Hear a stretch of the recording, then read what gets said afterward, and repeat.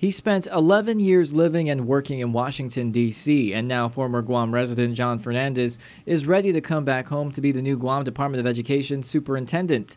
While he and his family are excited, he says he's gearing up to tackle DOE's problems, which he says are similar to D.C.'s educational issues. He notes in D.C. many officials spent too much time talking about problems with school facilities and procurement rather than talking about learning or what students were getting out of it.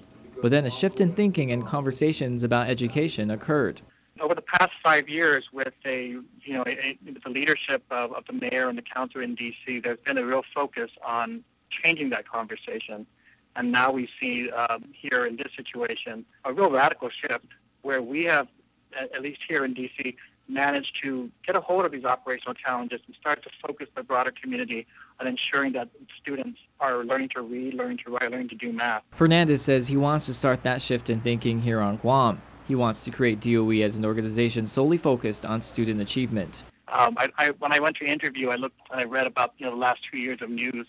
And again, it was about some of the failures, the operational failures of the bureaucracy. And I felt that it was important that if anybody came to lead the system, they would have to refocus every effort, every activity, every initiative at the Guam DOE, focus it on what we're doing to help students achieve and help students succeed. And so that's probably where I would start. He mentioned student achievements need to come to the forefront, as well as the value of teachers, principals, and other support staff. Fernandez also reached out to former acting superintendent Taling Taitano on DOE's recent challenges and talks about what his first priority will be when he comes to Guam. I think my priority right now would be to focus in on the federal high-risk status of the Department of Education. That's something that's ongoing. It's going to be a significant cost to us after the stimulus funding runs out. We'll be paying our third-party fiduciary to do the work that we should have been doing. Fernandez mentions he will be seeking guidance on a proper plan to get out of the high-risk status, but it will take time. He also tells PNC he plans to listen, learn, and visit schools in his first month at DOE.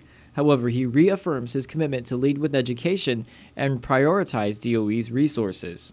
With education and student achievement as our focus, we can better address these operational challenges.